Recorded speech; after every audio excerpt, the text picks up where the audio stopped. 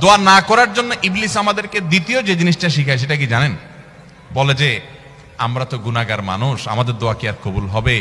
এত পাপ করি, এত অপরাধ করি, ওনারা হুজুর মানুষ, কত আমল করেন, ওনাদের দোয়াই তো কবুল হবে, আমার দোয়া কি কবুল হবে? এটা হলো ইবলিসের সবচেয়ে বড় শয়তানি, যে আমরা গুনাহগার মানুষ, আমাদের দোয়া কি কবুল হবে?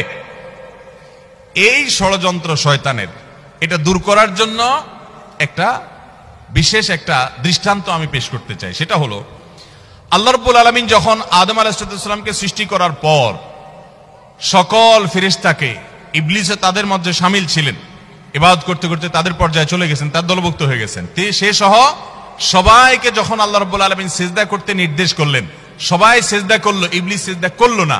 কেন সিজদা করলো না? আবা ওয়াস্তাকবারা ওয়া কানা মিনাল কাফিরিন, সে অস্বীকার করছে।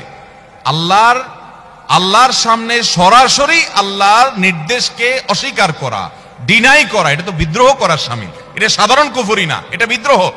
আপনি আপনার আব্বার একটা কথা শুনলেন না, এটা তার অগোচরে শুনলেন না, এটা একটা জিনিস। কিন্তু সামনাসামনি আপনাকে বললো এটা কর, আপনি বললেন আমি করব না, এটা আরেক জিনিস। কিন্তু